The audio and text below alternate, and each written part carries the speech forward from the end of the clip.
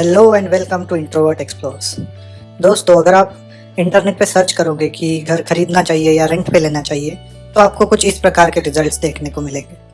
To finance, what do you think is better? Is renting a house better or is buying a house better? Personally, what I feel is renting is better because. So our final decision comes up here. Ta-da! Which decision is better?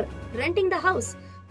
Hey Sharon, from a purely financial perspective, is it better to buy or rent a home? Well, the short answer is rent till your 40s. Is that? अगर आप ये सारा math करेंगे तो 20 साल की duration पे आपको रियलाइज होगा कि घर किराए पर लेना is a far smarter decision. वही अगर आप अपने किसी पूर्वज या घर में किसी भी बड़े से पूछोगे तो हमेशा आपने यही सुना होगा कि काश ये जगह उस टाइम पे ली होती तो आज करोड़पति होते, काश ये घर तब लिया होता, काश ये ज़मीन तब ली होती। तो ऐसा क्यों है कि फाइनेंशियल कैलकुलेशंस कुछ अलग बता रहे हैं और हिस्ट्री कुछ अलग बता रही है। आइए जानते हैं इस एक्सेल की मदद से। तो सबसे पहले अपन देखते हैं कि घर अगर अपन खरीदते हैं तो अपन को क्या कॉस्ट पड़ेगी। उसके लिए इसमें कुछ वेरिएबल्स है। सबसे पहला वेरिएबल है टेन्योर, यानी कितने साल के लिए आप लोन लोगे। देन कॉस्ट ऑफ हाउस, आप जो घर खरीदोगे उसकी कीमत क्या है। अभी के लिए टेन्योर मानते हैं 15 साल और घर मानते हैं सपोज आप लेते हैं 50 लाख का। फिर average yearly growth in value, जो भी आप प्रॉपर्टी ले रहे हो उसमें क्या रिटर्न्स आपको मिलेंगे। ये एरिया टू एरिया डिपेंड करता है और इसी के बेसिस पे एक्चुअली आपको डिसाइड करना चाहिए कि घर खरीदना चाहिए या रेंट पे रहना चाहिए। तो ये एवरेज 10 के अराउंड होता है, अपन 9 अज्यूम कर लेते हैं। फिर आता है डाउन पेमेंट परसेंट, आप कितना परसेंट डाउन पेमेंट करने वाले हो और कितना का लोन लेने वाले हो। और फिर आता है इंटरेस्ट रेट्स पर एनम, जो भी आप लोन लोगे उस पर आपको कितना परसेंट इंटरेस्ट पे करना पड़ेगा।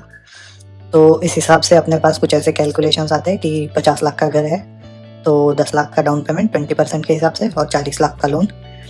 और 40 लाख के लोन पे 15 साल के लिए आपको लगभग 42,000 का EMI पे करना पड़ेगा और आपका टोटल रीपेमेंट जाएगा 75 लाख तक, जिसमें से 35 लाख का आपका इंटरेस्ट रहेगा।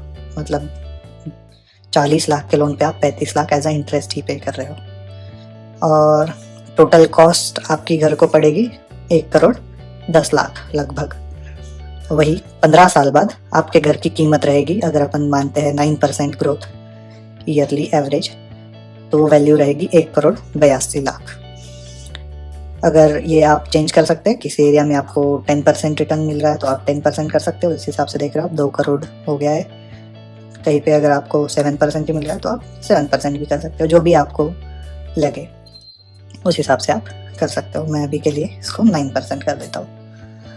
तो अपन को आ रही है घर की वैल्यू 1 करोड़ 82 लाख। अभी इसी वैल्यू पे कि जो डाउन पेमेंट के लिए अपन ने 10 लाख रुपए दिए और जो हम EMI भर रहे हैं 40,000 की, इसी वैल्यू को अपन कंसिडर करते हैं कि इस डाउन पेमेंट को अगर अपन कहीं पे इन्वेस्ट कर देते थे और इस 40,000 को EMI पे करने की जगह अगर अपन इसको कहीं पे इन्वेस्ट करते तो अपन को क्या रिटर्न मिलते। बट इसमें एक और कंडीशन है कि अभी आपके पास घर नहीं है, तो इस 40,000 में से कुछ पैसा आपका रेंट में भी जाएगा। तो रेंटल यील्ड यूजुअली 2 to 3% होती है, 3-4% भी होती है अगर आप मेट्रो सिटीज़ में जाओ, पुणे मुंबई जैसे, यहाँ पे कुछ ज़्यादा ही है रेंटल यील्ड। तो 50 लाख के घर में रहने के लिए आपको रेंट देना पड़ेगा लगभग 12,500 महीने का। देन इंक्रीमेंट इन रेंट, हर साल आपका रेंट कांस्टेंट तो रहेगा नहीं, ये एक बहुत इंपॉर्टेंट पॉइंट है। बहुत सारे जो वीडियोस मैंने भी देखे हैं कि घर खरीदना चाहिए या रेंट पे रहना चाहिए, बहुत सारे लोग ये पॉइंट भूल जाते हैं कि EMI तो अपनी 15 साल तक कांस्टेंट ही रहेगी, बट रेंट जो है अपना इंक्रीज होते जाएगा। यूजुअली ये 10% होता है, जब भी आप एग्रीमेंट बनाते हो 11 महीने का, तभी ये उसी में लिखा रहता है कि 10% increment after completion of agreement. तो और ये वैल्यू और जो एवरेज ईयरली ग्रोथ इन आपका प्रॉपर्टी है ये ऑलमोस्ट सेम ही रहता है, तो अपन इसको भी 9 निकल देते हैं अभी के लिए। देन आपके पास है कि आपको रिटर्न कितना मिलने वाला है आपके इन्वेस्टमेंट पे। जो 10 लाख यहाँ पे बचे हैं आपके डाउन पेमेंट के, प्लस ये 40,000 में से अगर 12,500 निकाले तो जो भी आप इन्वेस्ट करोगे अमाउंट, उस पर आपको रिटर्न कितना मिलेगा। अगर आप कोई भी म्यूचुअल फंड में डालते हो तो इन लॉन्ग टर्म्स आपको 12% के आसपास रिटर्न बड़े आसानी से मिल ही जाते हैं। तो आइए जानते हैं, इस टेबल को समझते हैं। तो सबसे पहले ये पहला कॉलम है ईयर का, फिर आपको पहले ईयर में इतना रेंट देना पड़ेगा, फिर 9% बढ़ेगा तो अगले साल आपको 13,000 रेंट देना पड़ेगा। इस हिसाब से मैंने ये टेबल बनाया है। फिर आपकी इन्वेस्टमेंट आप कितना कर सकते हो, मतलब SIP में, जो अभी 42 में से 12,000 पास होने का लगभग 30,000 के आसपास। और ये ईयर कंप्लीट होने के बाद आपकी SIP की मतलब SIPs का पकड़ के प्लस आपके जो डाउन पेमेंट का आपने इन्वेस्टमेंट किया है वो पकड़ के आपके पास कितना पैसा रहेगा ये दिखता है। तो आपको दिख रहा होगा फर्स्ट ईयर के बाद आपके पास लगभग 14 लाख, लगभग 15 लाख रुपीज़ होंगे।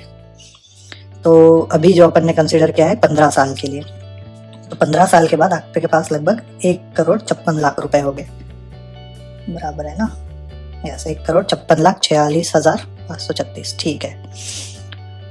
तो इतना आपके पास कैश जमा होगा।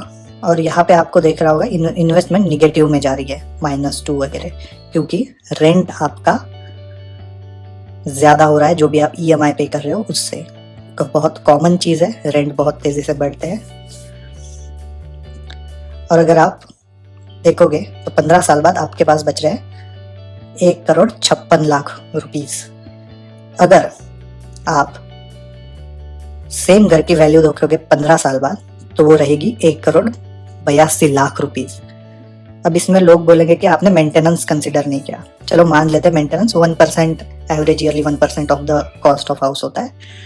तो 50 लाख का 1% हुआ 50,000 और 15 साल पे लगभग 7.5 लाख। इसमें से आप 7.5 लाख माइनस करिए, मान लीजिए 1,75,00,000 वैल्यू है घर की, और आपके पास पैसा बच रहा है फिर भी 15 साल बाद 1,56,00,000। तो ये क्लियर डिफरेंस है इसमें। और इसके 2 मेन रीजंस है। पहला तो मैंने आपको बता दिया है कि ये जो लोग कंसिडर करते हैं सीधा जो भी EMI आ रही है सीधा इन्वेस्ट कर देंगे, बट रेंट बढ़ते रहता है और EMI तो कांस्टेंट रहती है। तो ये एक पॉइंट छूटता है, उसकी वजह से आता है। दूसरा पॉइंट जो है बहुत ही इंपॉर्टेंट पॉइंट है, ध्यान से देखना। अगर आप घर में इन्वेस्ट कर रहे हो तो आप 50 लाख एक पॉइंट पे इन्वेस्ट कर रहे हो जिसपे आपको 9% रिटर्न मिल रहा है। वही अगर आप रेंट पे रह के बाकी का पैसा इन्वेस्ट कर रहे हो तो आप लगभग 30,000 इन्वेस्ट कर रहे हो मंथली, और जो भी आपका रिड्यूस होते जा रहा है। इसकी वजह से मेन डिफरेंस आता है। मैं आपको ये अब स्टॉक्स के SIP कैलकुलेटर पे भी दिखाता हूँ। तो मान लो लमसम आपने 50 लाख लमसम डाल दिए 10% रिटर्न के हिसाब से 15 साल के लिए, तो उसकी वैल्यू कुछ होगी 2,08,00,000 रुपीज, ठीक है, आफ्टर 15 ईयर्स विथ 10% रिटर्न। अभी अपन ने रिटर्न अज्यूम किया था 9%, तो इसको 9 करके देखते हैं, लगभग 1,81,000, लगभग 1,81,00,000 वैल्यू हो जाएगी 15 साल बाद। वही अगर आप SIP में हर महीने 30,000 इन्वेस्ट करते हैं, मैं ये रिड्यूस भी नहीं कर रहा हूँ, बस 30,000 ले रहा हूँ 15 सालों के लिए। 30,000 ये ना भाई 30 लाख हो गया, सॉरी, 30,000 इन्वेस्ट करते हैं और मैं ये कांस्टेंट रख रहा हूँ, रिड्यूस भी नहीं कर रहा हूँ। और एक्सपेक्टेड रिटर्न मान लेते हैं अपन 12, अरे क्या हो रहा है, 12% रिटर्न मिल रहा है आपको 15 साल के लिए, तो भी आपकी वैल्यू हो रही है 1,53,00,000।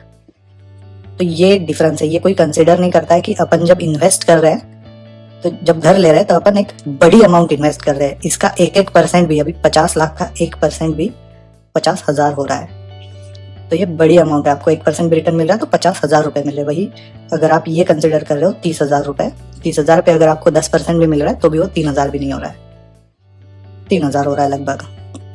तो इसकी वजह से मुझे मेरे पर्सनल व्यूज के हिसाब से बाइंग अ हाउस बेटर लगता है।